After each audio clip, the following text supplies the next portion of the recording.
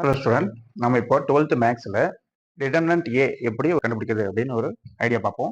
இப்போ பார்த்தீங்கன்னா ஏ கொடுத்துருக்காங்க. இப்போ டிடர்மினன்ட் ஏ கண்டுபிடிக்கணும். முதல்ல இதை அப்படியே எழுதிங்க. 2 2 1 3 4 1 3 7 2 இதை அப்படியே எழுதிக்கிட்டோம்.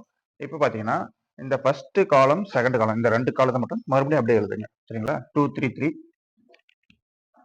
நெக்ஸ்ட் 2 4 7 பார்த்தீங்கன்னா மொத்தம் 5 காலம்ஸ் இருக்கு. இப்போ நம்ம டிடர்மினன்ட் ஏ தான் கண்டுபிடிக்கிறோம்.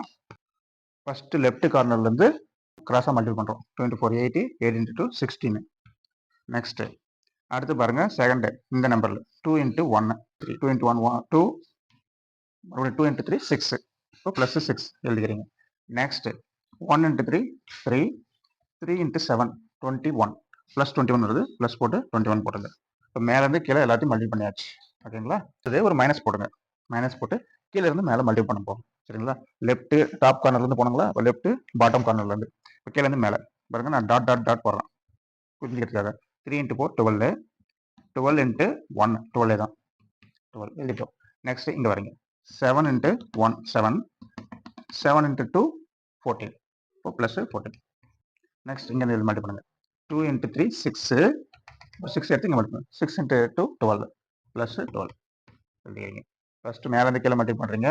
மல்டிபிள் பண்ணிட்டு ஒரு மைனஸ் போட்டு கீழே இருந்து மேலே மல்டிபிள் பண்ணுங்க. கால் பண்ணினா அவ்வளோதான் சார். 16 plus 6 22 22 plus 21 43. அப்புறம் ஒரு மைனஸ் 12 plus 14 26 26 plus 12 8. 43 minus 38 வந்து 5 கிடைக்கும். அப்போ டிடர்மினன்ட் ஏ ஈக்குவல் டு என்னது 5. ஓகேங்களா?